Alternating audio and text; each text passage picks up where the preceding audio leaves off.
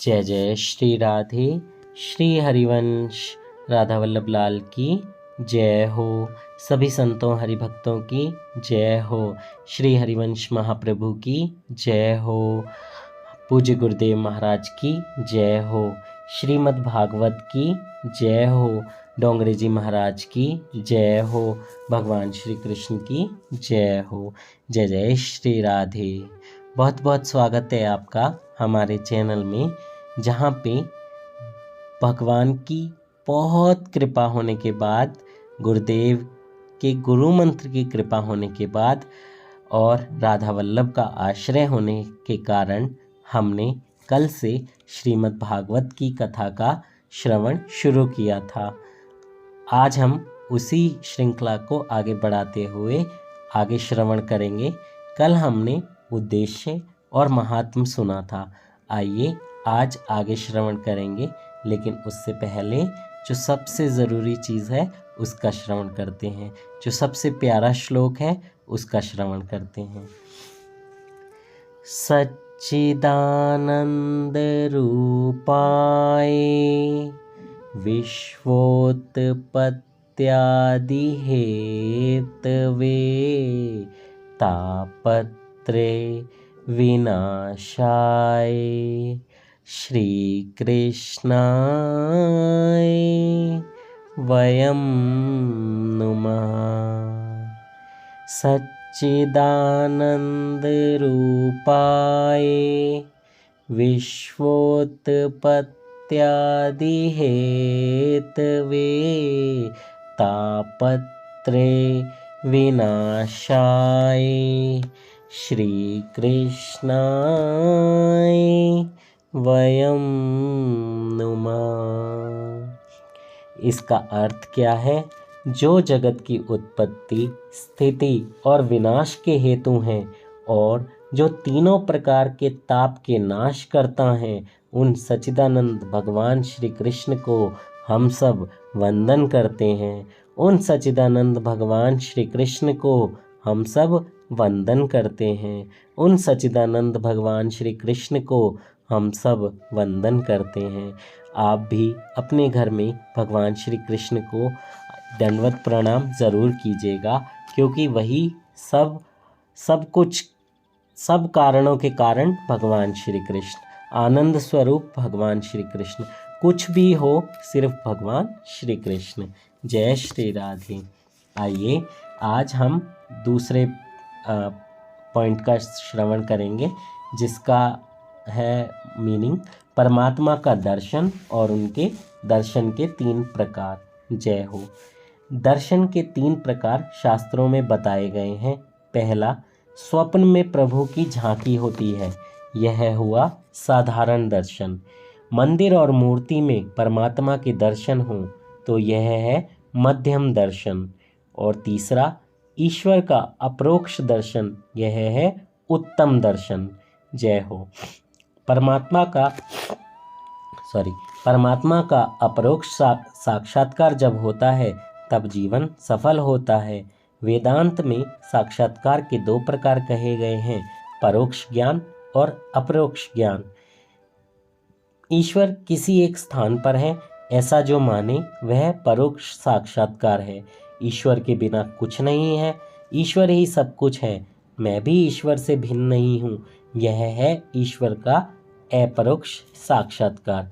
जिसे मैं स्वयं ब्रह्म हूँ ऐसा ज्ञान होता है, उसे अपरोक्ष साक्षात्कार हुआ है। ऐसा कहा जाता है, देखने वाला ईश्वर को देखते ही ईश्वर में बनता है, तभी उस ईश्वर का अपरोक्ष साक्षात्कार होता है। ईश्वर का ही सब में अनुभव करते करते जो एक रूप हो जाता है, वही ईश्वर के परिपूर्ण स्वरूप को जान सकता है, पहचान सकता है। और वेदांत में इसी को अपरोक्ष साक्षात्कार कहते हैं। ईश्वर जगत में किसी एक स्थान में यह ज्ञान भी अपूर्ण है। ईश्वर सर्वव्यापक है, यह एक मूर्ति या मंदिर में नहीं रह सकते। मंदिर में प्रभु के दर्शन कर लेने पर ज्ञानी पुरुष जहाँ दृष्टि जाती है वहीं भगवान स्वरूप का अनुभव करते हैं। मंदिर में प्रभु के दर्शन करके बाहर आने पर प्रत्येक में परमात्मा का दर्शन करें। मन जहाँ जाए वहाँ ईश्वर का दर्शन करें। यही है ईश्वर का असाधारण दर्शन। जो परमात्मा मुझ में है वही सब में है। इसी प्रकार अखिल जगत जिसे ब्रह्म स्वरूप दिखता है वही ज्ञानी है। सब में परमात्मा का अनुभव करते करते उसे अपने स्वरूप में भी परमात्मा का अनुभव होता है। परमात्मा के परोक्ष दर्शन से कोई विशेष लाभ नहीं होता है, परंतु जीव जब परमात्मा का अपरोक्ष दर्शन करता है तभी कृतार्थ होता है। ज्ञानी पुरुषों को तो अपने स्वरूप में भी श्री भगवान दिखते हैं। यही अद्वैत है। श्री कृष्ण लीलाएं इसलिए हैं कि इन लीलाओं का चिंतन करती गोपियां अपने स्वरूप में भी परमात्मा का अनुभव करती हैं। लीला देखन मैं गई, मैं भी हो गई लाल। जय हो। गोपियों को अपने स्वरूप का विस्मरण हुआ है और कहती हैं, मैं ही श्री कृष्ण हूँ। अपने कृष्ण का सब में अनुभव करती गोपियाँ श्री कृष्ण में बनी हैं। जिसे अपने अंदर का परमात्मा का दर्शन होता है वही जीव परमात्मा में मिल जाता है। अपने अंदर जिसे परमात्मा दिख जाते हैं उसके बाद वह जीव ईश्वर से जुदा नहीं रह सकता, वह ईश्वर में मिल जाता है। यही श्री भागवत का फल है। ज्ञानी ज्ञान से परमात्मा का अपरोक्ष साक्षात्कार करते हैं, जबकि वैष्णव प्रेम से परमात्मा का अपरोक्ष साक्षात्कार करते हैं। ईश्वर जीव को अपनाकर जब अपने स्वरूप का दान करते हैं तभी जीव पूर्ण होता है। बिना ईश्वर के सारा संसार अपूर्ण है, जीव अपूर्ण है, अतः इसे शांति नहीं है। नारायण ही पूर्ण है। सच्ची शांति नारायण में है। नर नारायण का अंश है, अतः नर तो नारायण में ही समा जाना चाहते हैं। श्री नारायण की पहचान कराने वाला और श्री नारायण में लीन होने का साधन यह श्री भागवत शास्त्र है। जय जय श्री राधे। तो क्या था? सच्ची शांति नारायण में है। नारायण ही पूर्ण है। नर जो है नारायण का ही अंश है। और नारायण कौन है? नारायण खुद स्वयं भगवान श्री कृष्ण है। हमने कल भी पढ़ा, भगवान श्री कृष्ण ही सब कुछ है। आनंद भी और संपूर्ण सृष्टि भी वही है। सब जगह वही है, हर चीज़ में वही है। तो हमको कहाँ समाना है? नारायण में, और हम हैं नर। जय जय श्री राधे। आइए तीसरे पाठ का श्रवण करते हैं। कर्म मार्ग, ज्ञान मार्ग और भक्ति मार्ग। जीव नारायण का अंश है और उसी में मिल जाता है। इसके लिए शास्त्रों ने अनेक उपाय कहे हैं। पहला कर्म मार्ग, ज्ञान मार्ग और तीसरा भक्ति मार्ग। उपनिषद से ईश्वर का अपरोक्ष साक्षात्कार होता है, परंतु श्री व्यास जी ने विचार किया कि उपनिषदों की भाषा जो है वो गूढ़ है, सामान्य मनुष्य इसे समझ नहीं सकेंगे। उपनिषदों का ज्ञान तो दिव्य है, परंतु अपने जैसे विलासी लोग वैसे दिव्य ज्ञान का अनुभव नहीं कर सकेंगे। कारण मनुष्यों के जीवन अति विलासी हैं, इसलिए ज्ञान मार्ग से जीव ईश्वर के पास जा सके यह असंभव है। अति वैराग्य के बिना ज्ञान मार्ग में सफलता नहीं मिलती, और ज्ञान की बुनियाद है वैराग्य। ऐसा अति वैराग्य प्राप्त करना कठिन है। श्री सुखदेव जी महाराज को ऐसा अति वैराग्य प्राप्त हुआ था। जन्म होते ही उन्होंने वन की ओर प्रयाण किया था और पिता से कहा था, आप पिता नहीं हैं और मैं पुत्र नहीं हूँ। वेद त्याग का उपदेश करते हैं, शास्त्र सब कुछ छोड़ने को कहते हैं। शास्त्र तो कहते हैं काम छोड़ो, क्रोध छोड़ो, परंतु मनुष्य तो कुछ नहीं छोड़ सकता। जो साधारण 5 सुपारी तक नहीं छोड़ सकते, वे काम क्रोध लोभ को किस प्रकार छोड़ेंगे? घर का त्याग किस प्रकार करेंगे? मनुष्य को तो कुछ नहीं करना है और वह कुछ भी नहीं छोड़ सकता, परंतु वेदांत शास्त्र तो कहता है सब कुछ छोड़कर सर्वस्व का त्याग करके ईश्वर के पीछे पड़ोगे तभी तुम ईश्वर को पहचान सकोगे, उनसे मिल सकोगे। सर्व का त्याग, सर्वस्व का त्याग तो साधारण मनुष्य के लिए सुलभ है ही नहीं। अरे हम तो अपनी 1 घंटे की नींद भी नहीं छोड़ सकते हैं, ऐसे आलसी मनुष्य हैं हम। वेद के 4 भाग हैं: संहिता, ब्राह्मण, आरण्यक और भाष्य। वेद की समाप्ति उपनिषदों से होती है और उसे वेदांत कहते हैं। आरण्यक में उपनिषद वाला भाग आता है। जिन ग्रंथों का चिंतन ऋषि करते हैं उन्हें आरण्यक कहते हैं। बंगलों में भोग विलास करने वालों का उपनिषदों में अधिकार नहीं है। अपने जैसे संसार में फंसे जीव उपनिषदों के ज्ञान को पचा नहीं सकते। इन सब बातों का विचार करके भगवान व्यास जी ने श्रीमद् भागवत शास्त्र की रचना की है। बोलिए श्रीमद् भागवत की जय हो। उपनिषदों का बताया मार्ग अपने जैसों के लिए सुलभ नहीं है। उपनिषदों का तात्पर्य त्याग में है।